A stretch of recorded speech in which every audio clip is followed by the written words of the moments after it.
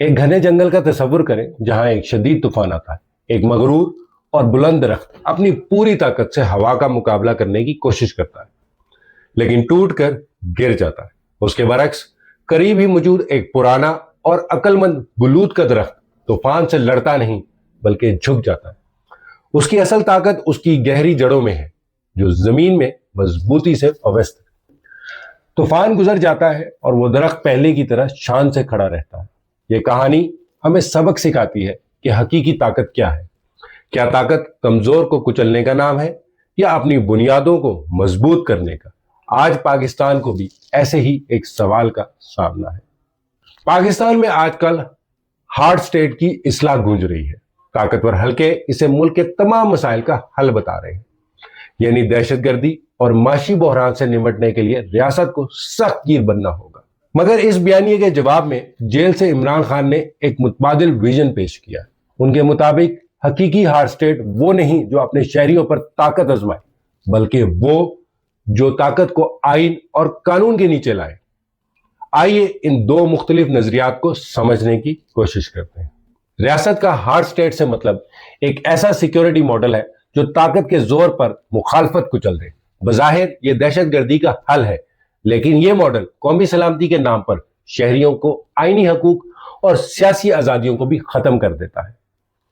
اس سوچ میں تنقید بغاوت بن جاتی ہے اور پارلیمنٹ کے قانون کی جگہ ایک ادارے کی مرضی لے لیتی ہے. یہ راستہ ریاست اور عوام میں فاصلے بڑھا کر ملک کو اندر سے کھوکھلا کر سکتا ہے. اس کے برعکس عمران خان کا ویژن آئین کی بالادستی پر مبنی ہے. ان کے مطابق اصل ہارڈ سٹیٹ وہ ہے جہاں قانون سب کے لیے برابر ہو. ریاست اپنے طاقتور ترین افراد کو بھی انصاف کے کٹہرے میں بآسانی لا سکے. جب ریاست صرف کمزور کو پکڑے اور طاقتور کو چھوڑ دے تو وہ ایک سافٹ سٹیٹ کہلاتی ہے.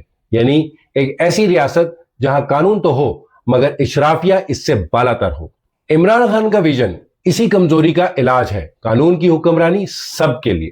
تاریخ گواہ ہے کہ پاکستان نے جب بھی آئین کا راستہ چھوڑا نتیجہ بحران ہی نکلا. ماضی کے فوجی آمروں نے قومی سلامتی کا نعرہ تو لگایا لیکن ملک کو مزید تقسیم اور کمزور کر دیا. پاکستان جیسی ریاست کو طاقت سے نہیں بلکہ آئین کے ذریعے ہی متحد رکھا جا سکتا ہے کیونکہ آئین ہی ریاست اور شہریوں کے درمیان واحد سماجی معاہدہ ہے.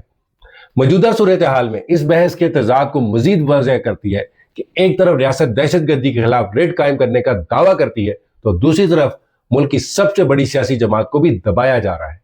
آئین کی بالادستی کی بات کرنے والے عمران خان خود جیل میں ہیں. جب ہزاروں سیاسی کارکن قید میں ہوں اور میڈیا پر پابندیاں ہوں تو سوال اٹھتا ہے کہ ہارڈ سٹیٹ کا اصل ہدف کون ہے, دہشت گرد یا سیاسی مخالفین؟ تو ہمارے سامنے دو راستے ہیں.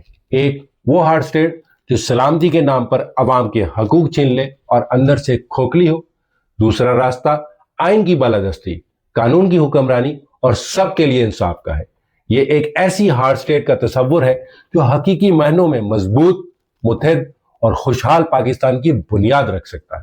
فیصلہ عوام کا ہونا چاہیے کہ انہیں کون سا راستہ منتخب کرنا ہے. ایک سوال آپ سے بھی ہے, آپ کی نظر میں ایک مضبوط ریاست کیسی ہونی چاہیے؟ وہ جو اپنے شہریوں کو طاقت سے دبائے یا وہ جو طاقتور کو قانون کے نیچے لائے؟